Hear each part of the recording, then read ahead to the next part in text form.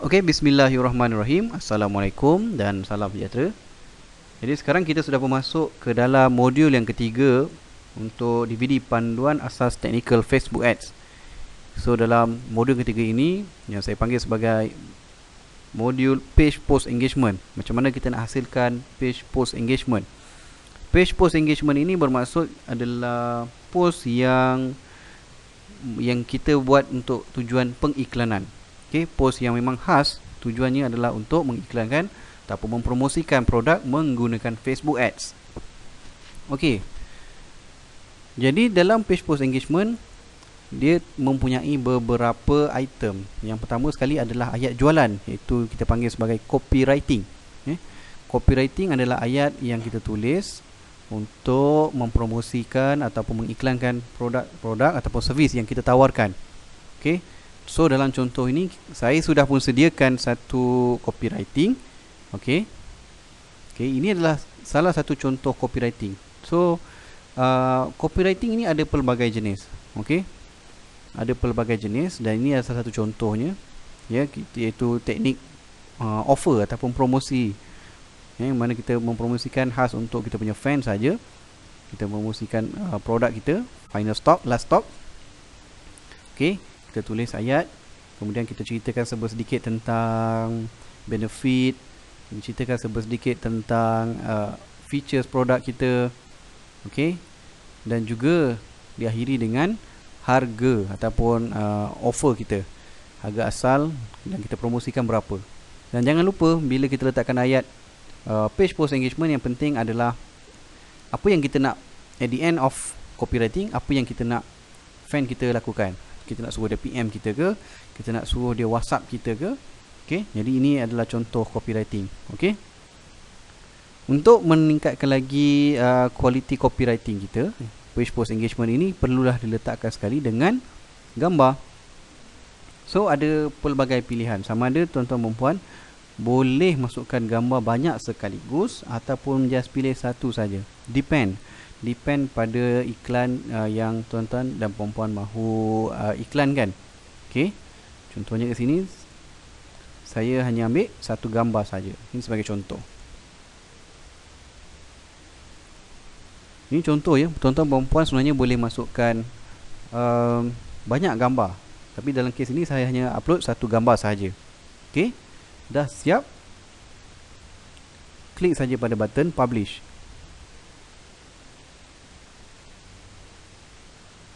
Okey.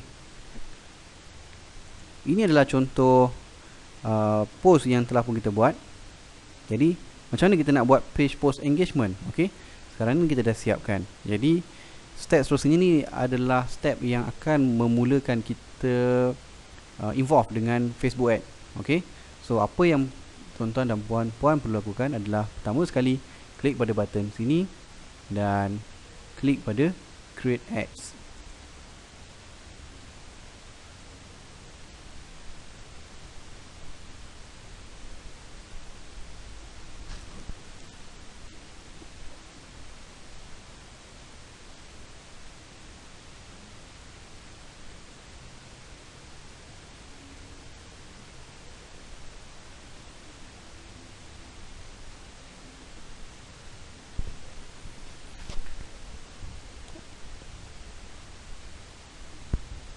Okey, ini adalah contoh paparan yang akan keluar bila kita klik pada button create ads tadi. Jadi sekarang ni untuk case page post engagement, kita hendak mempromosikan ataupun mengiklankan post yang kita telah buat tadi. Jadi apa yang kita perlu buat adalah pilih pada boost your post. Okey. Dan kemudian cari pada page yang kita buat tadi. Okey, by Karnadia.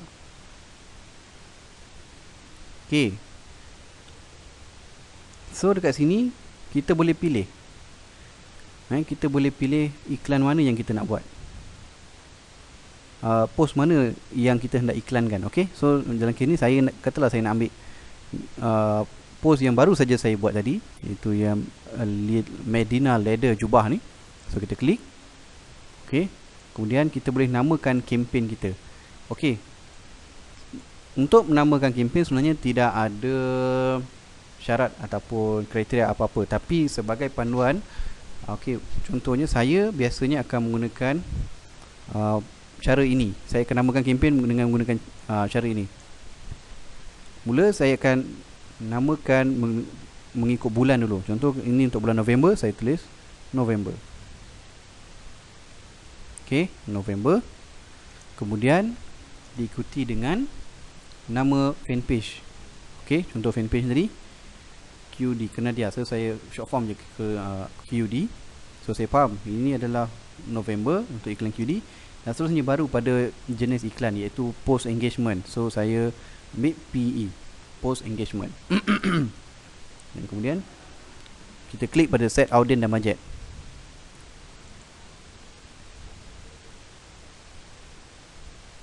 Okey. Di bahagian ini adalah bahagian yang saya kira sangat penting untuk tuan-tuan dan puan-puan faham dengan teliti. Okey. Sebelum kita membuat sesuatu iklan, benda pertama ataupun perkara pertama yang kita perlu kenal pasti dan kita fahami betul-betul adalah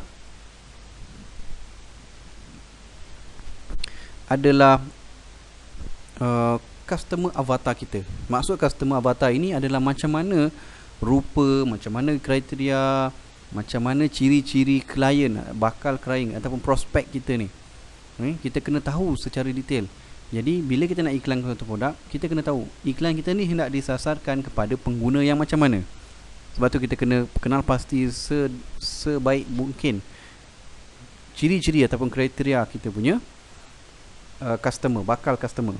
Okay, so saya akan go through one by one, step by step. Okay.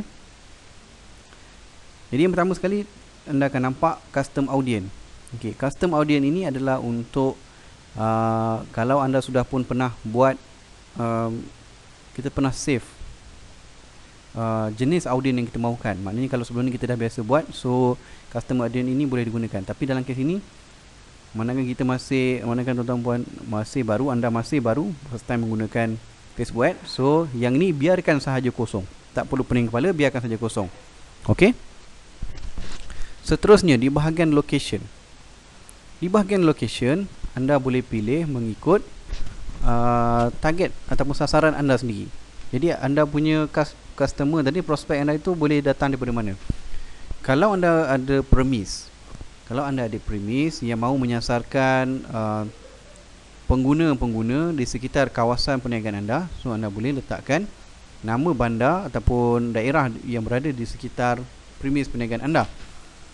Selain daripada itu, location ini juga boleh digunakan kalau kita nak contohnya menyasarkan mereka yang tinggal di kawasan bandar, ataupun kita boleh juga gunakan untuk menyasarkan mereka yang tinggal di kawasan luar bandar, bergantung pada strategi kita.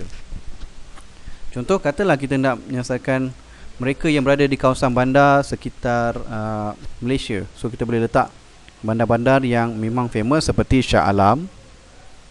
Okay, Shah Alam, Kuala Lumpur. Okay, Kuala Lumpur, Johor Bahru, dan seterusnya. Okay, ini contoh location. Location ini bergantung kepada target anda, target produk yang anda boleh jualkan itu untuk pada mereka yang bertinggal di mana. Kalau anda tidak ada spesifik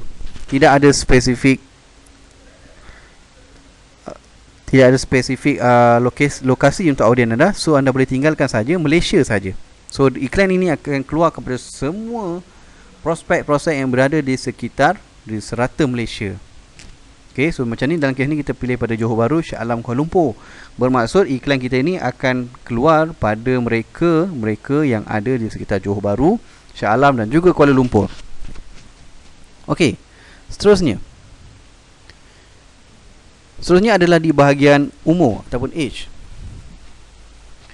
Ini juga bergantung kepada audien anda. Adakah mereka ini golongan remaja, sasaran pengguna anda remaja ataupun retua, maksudnya mereka yang sudah pun berumur, ataupun golongan pertengahan.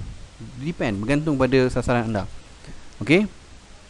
Tapi sebaiknya Kalau kita menyasarkan mereka yang ingin ada kuasa membeli, biasanya mereka yang berumur sekurang-kurangnya berumur 23 ke 25 tahun. Okey. Sebab mereka ini sekurang-kurangnya mungkin sudah pun bekerja. Jadi sudah bekerja. Okey. Dan sasaran iklan ini pula anda boleh sasarkan sehingga kepada 65 tahun ke atas. Okey. Ataupun anda boleh spesifikkan mengikut katalah remaja, mungkin boleh spesifik hingga ke umur 30 tahun saja. Okay, contohlah katalah saya menyasarkan pada golongan remaja yang berumur di antara 23 ke 30 tahun sahaja. Okey. Alright. Terusnya, gender. Kita kena kenal pasti produk kita ni sesuai untuk digunakan oleh siapa? Adakah lelaki saja? Adakah perempuan saja? Ataupun semua orang boleh pakai? Okey. So, dalam kes iklan yang saya buat ini, saya menyasarkan iklan ini keluar kepada golongan perempuan sebab ini adalah jubah wanita. So, saya akan pilih woman.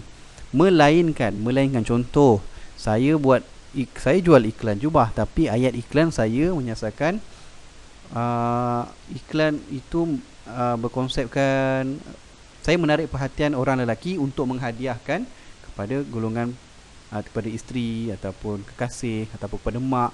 Jadi baru saya akan klik pada man. So iklan anda itu sebenarnya bergantung kepada audien yang anda pilih. Jadi kalau anda ingin menyasarkan perempuan untuk membeli, boleh gunakan perempuan saja, woman saja. Kalau anda gunakan man saja. Ataupun kalau tidak ada spesifik, boleh tekan all. So dalam kes ini iklan tadi saya hendak sasarkan kepada orang perempuan sahaja. So saya pilih woman. Okey. Language pula, kebiasaannya saya akan membiarkan kosong. Okey, biarkan saja enter a language. Tapi katalah untuk lebih spesifik, anda ingin menyasarkan kepada mereka yang golongan kepada orang Melayu, so anda boleh pilih Malay. Okey, Malay. Ataupun kalau anda target pada mereka yang berbahasa Cina, anda boleh pilih pada Chinese. So depend, tapi biasanya saya akan biarkan kosong sahaja. Okey. Kemudian di bahagian more demographic. Di bahagian more demographic ini akan ada banyak lagi kriteria yang kita boleh pilih untuk audien kita. Okey. So saya go through satu-satu. Yang penting lah. Okey. So relationship. Relationship biasanya saya akan pilih pergi kepada relationship status. Okey, yang ini merujuk kepada sama ada dia single, in a relationship, married, engaged ataupun sebagainya. Jadi cuba anda fikirkan produk anda ini sesuai kepada siapa? Adakah menyasarkan kepada mereka yang masih belum berkahwin, yang masih bujang, ataupun yang mungkin sudah bertunang? Ataupun adakah memang produk ini contohnya pakaian jubah untuk ibu mengandung? So anda boleh sasarkan kepada mereka yang married. So depend. Okey. Seterusnya, kita juga boleh pilih di bahagian education. Education level merujuk kepada tahap pendidikan audien yang kita mahukan. Okey, contohnya kita nakkan pembeli-pembeli kita ini adalah sekurang-kurangnya mempunyai pendidikan pada tahap college grad, universiti lah senang kata. Bila kata college grad, sekurang-kurangnya maksudnya audien kita ni college grad ini maksudnya dia ada pendidikan sehingga ke level college. Okey. Kalau anda ingin menyasarkan mereka yang mungkin berpendapatan lebih tinggi, contoh anda boleh pergi kepada doctorate degree. Okey. Kalau anda tidak ada spesifik, so biarkan saja. Okey. Berdasarkan pengalaman dan juga eksperimen, biasanya kalau kita memilih college grad, kita boleh dapat conversion yang lebih tinggi berbanding biasa. Tapi itu bukan jaminan. Ini berdasarkan pengalaman saja. Jadi kalau kita boleh pilih college grad, so secara teoretikalnya, teori tak semestinya betul. Mereka yang berlevel pendidikan college grade ini sekurang-kurangnya mereka yang sudah ada pekerjaan. Okey, yang ada sudah ada pekerjaan yang agak tetap. Contoh, itu adalah andaian saya sahaja. Okey. So bergantung pada tuan-tuan dan puan untuk pilih demographic education yang macam mana. Begitu juga dengan works. Di bahagian works, tuan-tuan boleh pilih untuk menyasarkan kepada employers. Maksudnya mereka ni bekerja di syarikat apa. Ataupun boleh juga pilih untuk work job titles. Job titles ni maksudnya apa pekerjaan mereka. So contoh kita nak menyasarkan mereka yang lecturer, ataupun cikgu-cikgu, ataupun kita menyasarkan engineer, depend. So contohnya kita boleh klik pada job titles, ada job role. Contoh lecturer, Pak lecturer. Okay, so teacher. Okay, so depend.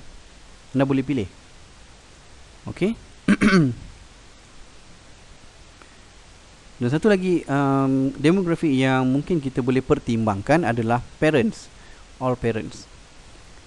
Ini ada sesuai untuk produk-produk yang disasarkan penggunanya adalah anak-anak kecil ataupun untuk anak-anak. Okay. Jadi boleh gunakan all parent. Okay. Dan kita boleh pilih juga parent tu untuk anak yang berapa tahun. Yang tak sampai setahun, yang baru setahun ke 2 tahun dan seterusnya. Okay. Itu di bahagian demografik. Demografik ini adalah bergantung kepada pilihan anda sendiri. Okey, seterusnya. Selesai di bahagian demografik, kita pergi kepada bahagian interest.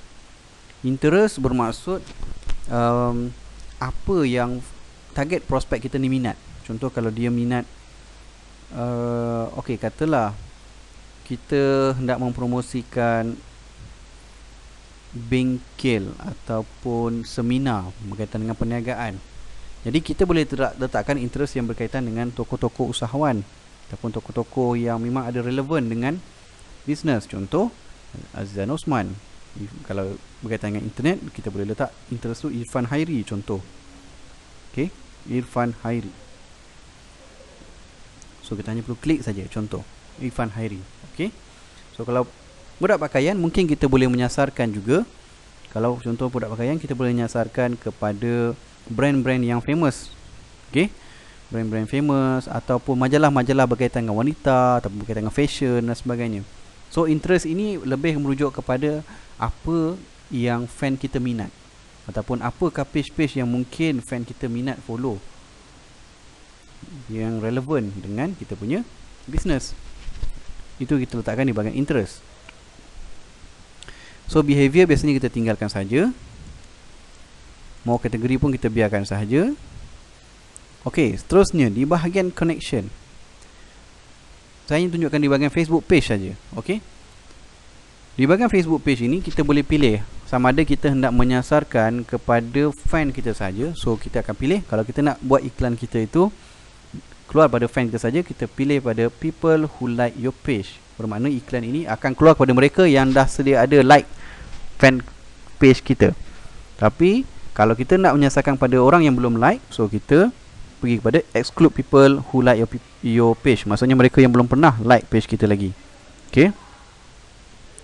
Okay, itu settle di bahagian pemilihan audience. Selesai pemilihan audience, kita pergi pula kepada budgeting. Di bahagian budget ini, anda boleh pilih sama ada daily budget ataupun lifetime budget. So, untuk permulaan, saya cadangkan tuan-tuan dan puan pilih sahaja daily budget. Okay. Untuk makluman, daily budget ini boleh diletakkan dengan bermula serendah RM3. Okay. Jadi kalau tuan-tuan masih lagi tak berani, tak yakin, boleh mulakan dengan RM3.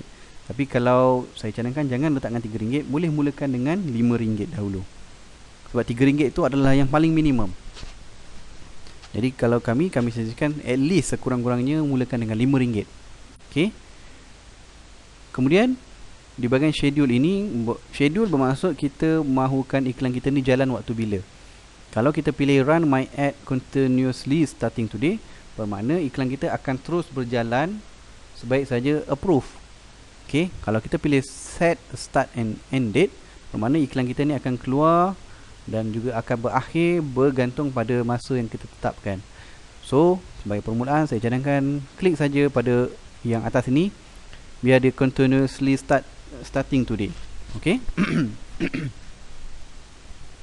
Okay. Jadi kalau tuan-tuan perasan, bila kita letak bajet RM5, di bahagian kanan ini ada estimated daily reach. So dekat sini jumlahnya adalah, dengan bajet RM5 tadi, kita akan dapat reach iklan kita tu boleh keluar kepada seramai 260 sehingga ke 700 orang di Facebook. Okey. Kalau perasan lagi di bahagian atas pula ada potential reach. Dengan audien yang kita dah setkan tadi, location mereka, umur mereka, jantina dan sebagainya, iklan tadi tu boleh, audien iklan tadi ni boleh keluar kepada jumlah seramai 1.7 juta orang yang berada di Facebook. Ini adalah potential reach. Okey, maksudnya dengan audien yang kita dah setkan tadi ada seramai 1.7 juta orang. Kemudian bila kita pilih bajet RM5, daripada jumlah 1 juta tadi, RM5 ini hanya akan boleh pergi kepada 260 ke 700 orang sahaja. So semakin anda tingkatkan bajet, contoh saya naikkan jadi RM10, okey, jumlahnya pun akan bertambah. Sudah boleh pergi sehingga kepada 1400 orang di Facebook. Okey, selesai bahagian itu, pergi ke bahagian add set name, namakan ikut kesesuaian anda. Biasanya kita akan letakkan ikut interest, nama interest. Kalau kita pilih Ifan Hairi, tulis Ifan Hairi. Tapi kalau tuan-tuan perempuan nak kekalkan pun tak ada masalah, bergantung kepada tuan-tuan dan perempuan, bergantung pada apa yang anda ingin setkan. Tidak ada sebarang kekangan kat situ. Selesai tu namakan add set, kita pergi pada choose add creative. Okey, di bahagian inilah kita akan lihat review, preview iklan yang kita nak jalankan itu tadi. Okey, di bahagian ini akan ada 3 jenis paparan. Satu desktop newsfeed, mobile newsfeed dan juga desktop right column. Okey, jadi kalau anda pilih desktop, anda akan nampak iklan dia akan keluar bentuk dia macam ni lah. Okey, anda boleh perhatikan dulu, boleh tengok. Okey, anda setuju dengan ni, baru kita boleh proceed. Okey, tengok pula mobile. Okey, bentuk dia macam ni pula. Okey, anda rasa okey, tengok pada desktop right column pula, anda rasa okey, baru kita pergi pada next step. Okey, jadi jika anda baru bermula dengan Facebook Ad ini, saya cadangkan anda hanya gunakan mobile newsfeed sahaja. Jadi untuk paparan desktop newsfeed, klik remove. Desktop right column, klik remove. So dengan ini bermakna iklan anda akan keluar kepada paparan mobile sahaja, paparan smartphone sahaja. Iklan ni tidak akan keluar dekat desktop ataupun komputer orang lain. Okey, kenapa kami cadangkan mobile newsfeed, especially kepada mereka yang masih baru? Okey, sebabnya sekarang ni pengguna mobile phone sangat tinggi. Jadi sebagai permulaan, mobile newsfeed ini digalakkan sebab target mereka, reach ataupun conversion untuk dapatkan prospek daripada mobile ini lebih tinggi berbanding desktop newsfeed. Okey, ini berdasarkan eksperimen yang kami lakukan. Jadi sebagai permulaan, gunakan sahaja mobile newsfeed. Desktop newsfeed dan juga desktop right column anda remove. Okey, selesai pilih tu, klik pada review order. Kemudian anda boleh namakan kat atas ni ikut kesesuaian ataupun anda biarkan sahaja. Kemudian anda semak betul-betul adakah audien yang anda pilih tadi ni memenuhi apa yang anda mahukan tadi. Check satu demi satu. Okey, selesai, klik pada button place order. Okey, so dia akan proses. Jika anda baru kali pertama membuat ads jika kali pertama anda buat ads, anda akan, selepas saja anda klik pada place order tadi, anda akan pergi kepada paparan payment method. Jadi dekat situ anda boleh pilih sama ada anda hendak menggunakan kredit ataupun debit card. Kalau anda memilih untuk menggunakan pembayaran menggunakan kredit ataupun debit card, anda hanya perlu sediakan kad tersebut dan masukkan nombor kad tersebut dalam payment method tersebut. Okey. Kalau anda nak menggunakan perbankan internet, Kalau adalah option tu, ada setengah orang memang akan dapat. Anda boleh gunakan payment method pembangkang internet. Ianya berkonsepkan prepaid. Maksudnya jika anda nak gunakan hari ini, nak gunakan RM50, anda follow je step yang dia tunjukkan, dan dia akan pergi kepada Maybank to you ataupun CIMB Click ataupun RHB online untuk masukkan duit ke dalam akaun Facebook anda. Okey. Jadi sekarang ni kita dah submit iklan. So dekat mana kita nak tengok kita punya iklan ni tadi, apa dia punya status? Okey. Sebabnya iklan yang kita buat, yang kita submit order ni tadi, tidak akan di-approve serta-merta. Biasanya dia akan ambil masa sikit. Okey. Bukan sikit, kadang-kadang dia yang paling awal biasanya dalam masa seminit pun sudah boleh approve. Tapi ada juga kes-kes tertentu, kadang-kadang dia ambil masa setengah jam, 1 jam. Malah ada juga iklan yang selepas 24 jam pun masih lagi pending. Jadi macam mana kita nak tahu status iklan kita ni? Kita klik pada bahagian ini dan pergi kepada bahagian Manage Ads. Okey.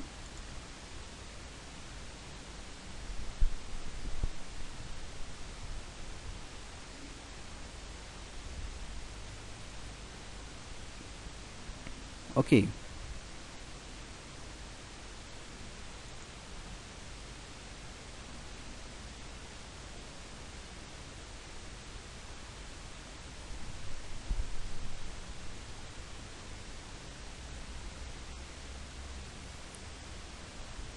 Okey. Jadi dekat sini kita boleh tengok contoh-contoh iklan yang kita dah pernah buat. Okey. Kalau iklan kita tu aktif berjalan, di bahagian delivery ini dia akan tulis aktif. Okey, macam ini inaktif, maksudnya iklan ini tadi di-pause-kan.